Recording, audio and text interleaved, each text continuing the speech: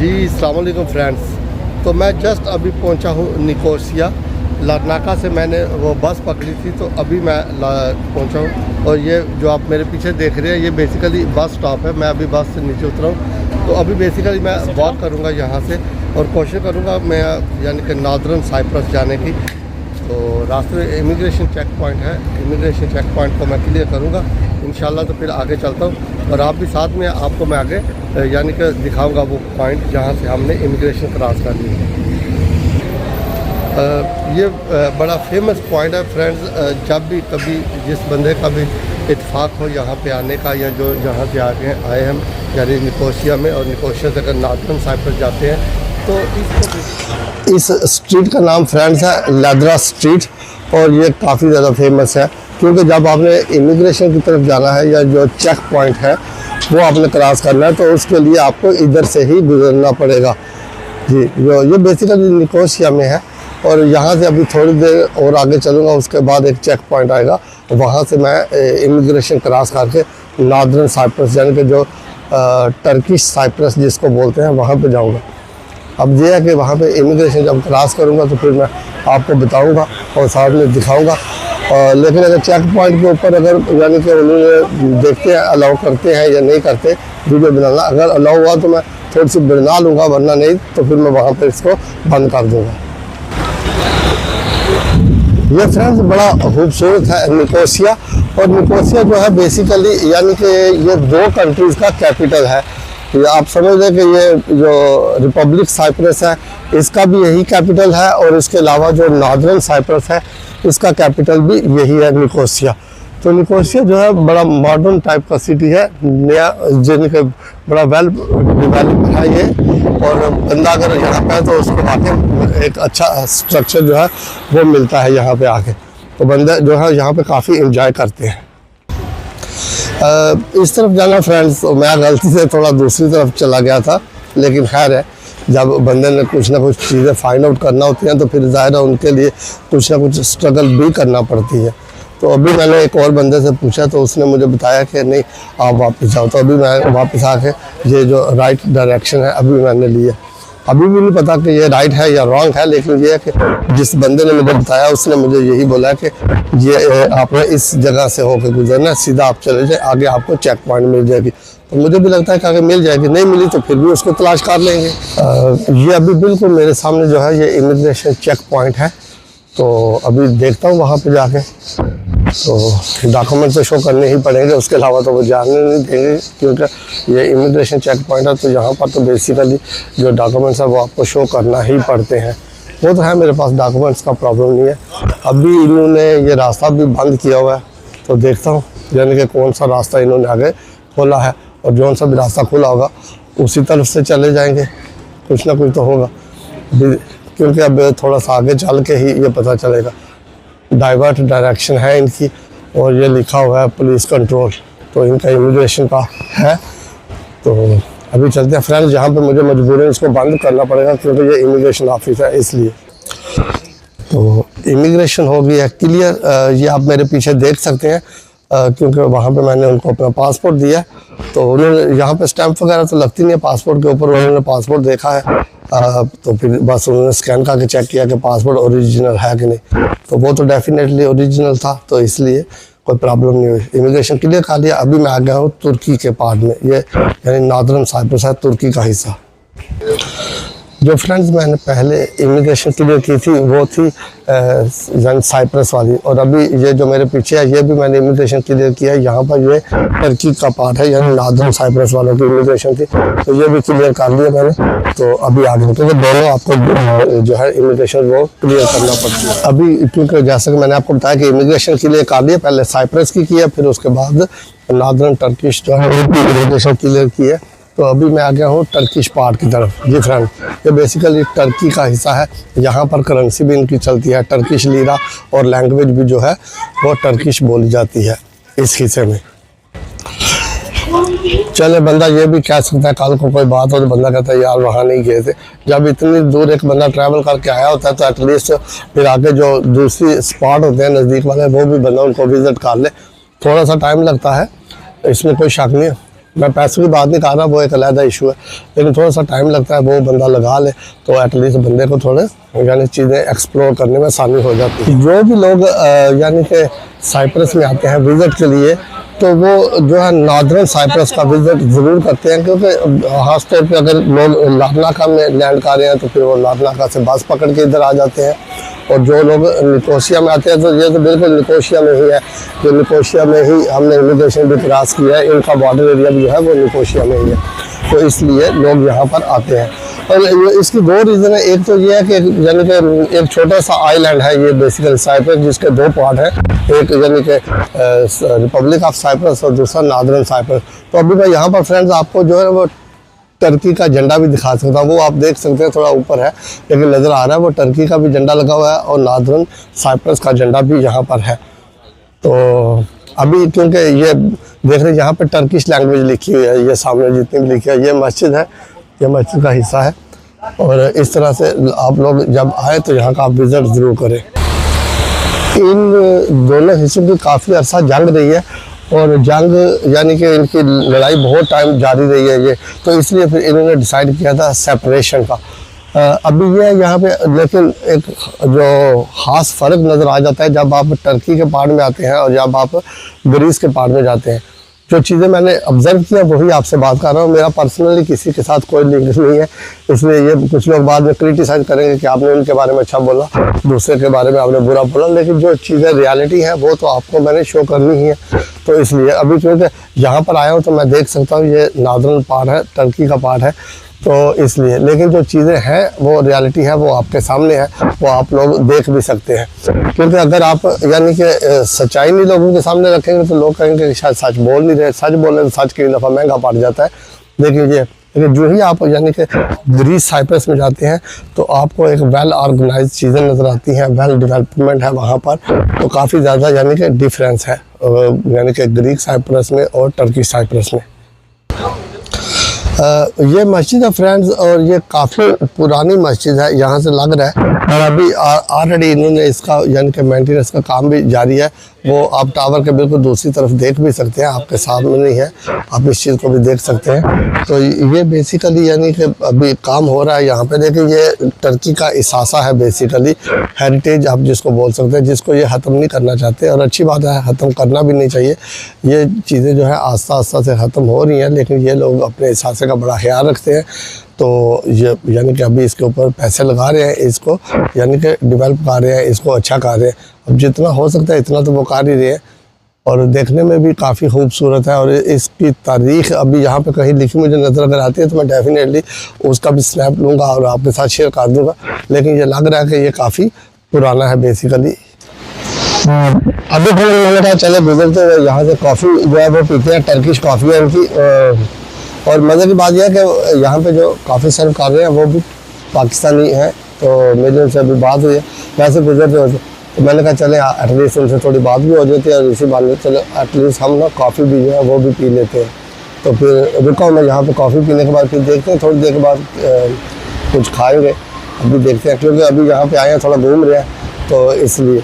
तो बाकी जब मैं जाता हूँ अभी कॉफ़ी ले लूँ अपनी, तो फिर आपसे मुलाकात करते हैं दोबारा। वैसे भी आप हमारे साथ हैं, जहाँ पे हम जा रहे हैं अब वही चीज़ें जो मैं कैप्चर कर रहा हूँ वो आपको भी दिखा रहा हूँ। तो अभी हो गया, यहाँ से मैंने कॉफ़ी वगैरह पी है, मैंने कहा अभी निकलता हूँ। तो फिर ये पीछे जो है ये आप देख सकते हैं, ये रेस्टोरेंट था जहाँ से पिया मैंने कॉफ़ी। तो इसके बाद अभी थोड़ा आगे चलता हूँ, तो वहाँ से होकर वापसी पे फिर देखते हैं, हो सकता है इन्हीं के पास से रेस्टोरेंट पे खाना खाने के लिए आ जाऊँ, या फिर किसी और जगह पे देख लेता हूँ।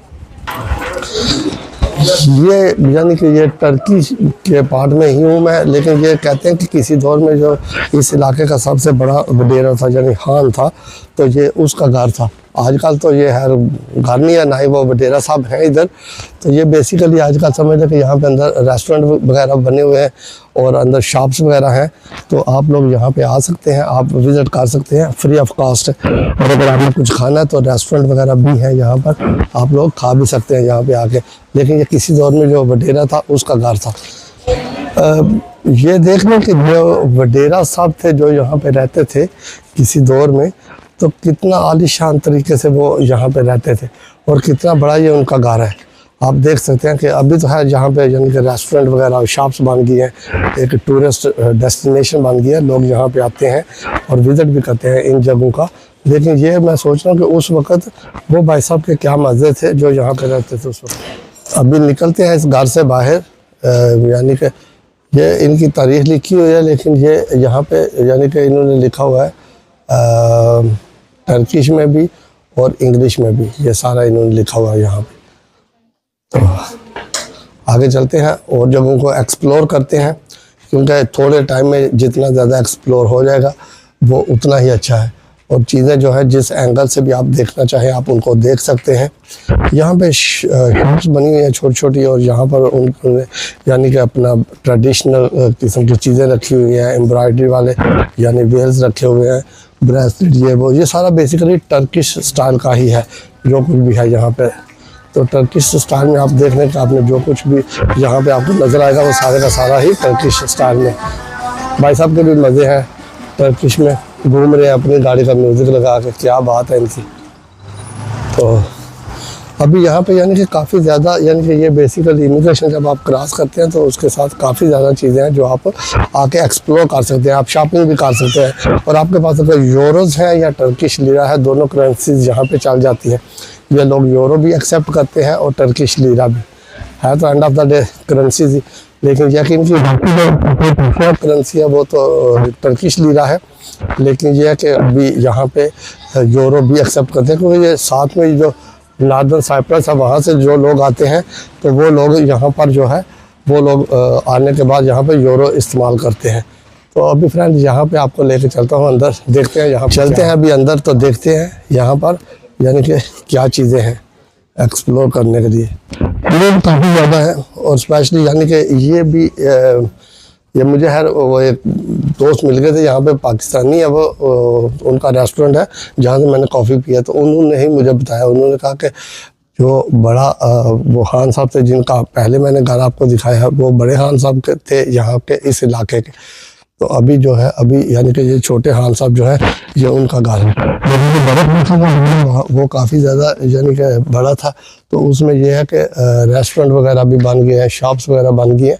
और ये जो जगह है अभी ये अभी है तो खाली, यहाँ पे है तो कुछ शॉप्स हैं लेकिन अभी इस वक्त बंद है, शायद संडे है इसलिए बंद है, ये मुझे आइडिया नहीं है, लेकिन इस वक्त ये बंद है। तो ये है अभी आपके सामने फ्रेंड्स, यही था उनका घर जो यानी कि छोटे खान साहब थे। तो जो बड़े खान साहब थे उनका घर तो आपने देख लिया है, अभी ये छोटे खान साहब का घर है, तो ये भी आप देख लें। लेकिन फिर भी ये काफ़ी महंगा ही है, आज के दौर में देखें तो भी महंगा, और जिस दौर में बना था तब भी ये महंगा ही था। ये यहाँ पर जो है ये टर्की का और नॉर्दर्न साइप्रस का दोनों के झंडे लगे हुए हैं यहाँ पर। तो इससे साफ जाहिर होता है कि इस इलाके को ओन करता है टर्की। नॉर्दर्न साइप्रस वैसे भी आपको पता है कि टर्की के ही अंडर में आता है।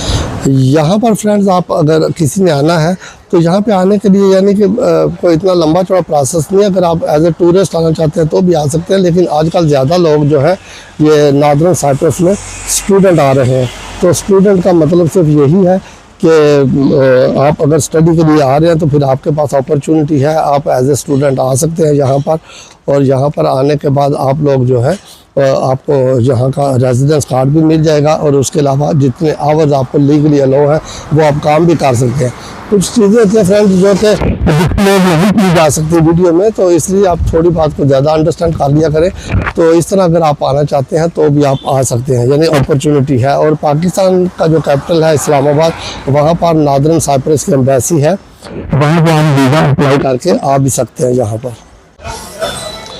जैसा कि मैं बता रहा हूँ कि यहाँ पर स्टूडेंट अगर आप आना चाहते हैं तो भी आप आ सकते हैं, और बेहतर है आप यानी कि अगर स्टडी बेस पे आए। स्टडी बेस पे ये है कि आगे आपके डॉक्यूमेंटेशन का प्रोसेस कंप्लीट हो जाता है। और अगर आप आएंगे यहाँ पर एज ए टूरिस्ट तो फिर टूरिस्ट का ये प्रोसेस है कि टूरिस्ट वीज़ा यानी कि जो होता है वो तो आपको एक्सपायर होने से पहले आपको इस कंट्री को छोड़ के जाना पड़ता है। तो इसलिए इन बातों का आप ख्याल रखें, क्योंकि अगर आप नहीं जाएंगे तो पुलिस अगर आपको पकड़ लेगी तो वो आपको डिपोर्ट कर देंगे। तो इसलिए इन चीज़ों से बचने के लिए बेहतर है आप इनकी वेबसाइट पर जाकर जितनी भी डिटेल्स हैं एज मच एज अगर आप चाहते हैं तो वहाँ से आप डिटेल्स ले सकते हैं।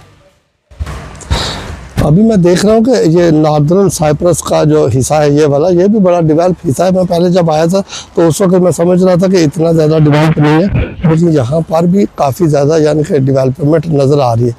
तो इसलिए, और यहाँ पर आपको हर जगह पे जो टच है यानी कि टर्की का, वो आपको हर जगह पे मिल जाता है। तो इसलिए जहाँ पे यानी कि लैंग्वेज तो ज़ाहिर है इनकी ऑफिशियली इनकी टर्किश लैंग्वेज है, लेकिन टर्किश लैंग्वेज के अलावा यहाँ पे यानी कि ये जो लोग हैं इस एरिया में ये इंग्लिश भी समझते हैं।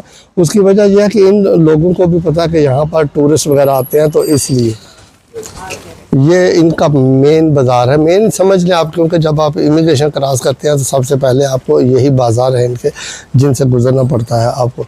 ये छोटे छोटे सी गलियाँ हैं यहाँ पर, और यानी कि जिस तरह आप समझ लें कि अगर आप वहाँ पे गए हैं इस्तांबुल में, तो वहाँ पर टर्की में वो है ग्रैंड बाज़ार। तो ग्रैंड बाज़ार तो बहुत बड़ा है, लेकिन ये मैं सिर्फ एग्जांपल दिया है। इसमें भी ग्रैंड बाज़ार की तरह छोटी छोटी गलियाँ हैं, लेकिन ये तो बिल्कुल छोटा सा ग्रैंड बाज़ार। इट्स ह्यूज बाज़ार। जिन लोगों ने इस्तांबुल का टूर किया है उन लोगों को इसके बारे में पता है। तो ये यहाँ पर भी शॉप्स हैं दोनों साइड पे। आप अगर चाहें तो कुछ परचेज़ करना चाहते हैं तो खरीद लें, वरना आप घूमते घुमाते यहाँ से आगे भी निकल सकते हैं। ये हमारे सामने जो मीनार है, मैं पहले भी यहाँ से गुजर के गया था। तो ये बेसिकली मस्जिद है। मस्जिद में भी यानी कि ये काफ़ी पुरानी मस्जिद है, तो ये इसकी यानी कि वो रिपेयरिंग का काम भी चल रहा है साथ में, लेकिन एक टूरिस्ट डेस्टिनेशन बन चुकी है। उसकी वजह यह है, मस्जिद तो वैसे अल्लाह का घर है, लोग इबादत के लिए जाते हैं, लेकिन यहाँ पर जो है लोग अभी जो टूरिस्ट आते हैं वो भी मस्ट इन जगहों का विज़िट करते हैं। अभी आए हैं यहाँ पे, मैंने कहा चले थोड़ा रेस्टोरेंट पे चलते हैं, कुछ खा भी लेते हैं, क्योंकि वैसे तो हमने काफ़ी ज़्यादा विज़िट कर लिया, घूम भी लिया काफ़ी चीज़ों को, और मज़ीद चीज़ों को भी एक्सप्लोर करेंगे। तो इन्हीं से पहले मैंने सुबह नाश्ता ऑर्डर दे दिया है खाने का, तो अभी थोड़ी देर में वो ऑर्डर आ जाएगा बन के। तो मैंने कहा मुझे एक बात याद है, वो आपसे शेयर करता चलूँ। यहाँ पर बेसिकली अगर लोग आते हैं नॉर्दर्न साइप्रस में या रिपब्लिक ऑफ साइप्रस में, तो दोनों में एक चीज़ कॉमन है कि ये एक दूसरे के साथ रहते हैं। छोटा सा एक आइलैंड है जिसके 2 पार्ट है, ये बात तो होगी, आपको पता है। बाकी वो दूसरी फ्रांस। तो अभी मेरा खाना आ गया, तो मैंने कहा मैंने कहा चलो बिस्मिल्लाह करते हैं, और अगर आप लोग भी हमारे साथ खाना पसंद करें तो आप आ सकते हैं, खाना शुरू करते हैं। तो फिर उसके बाद बाकी का ब्लॉग जो है वो भी बनाएंगे आपके साथ।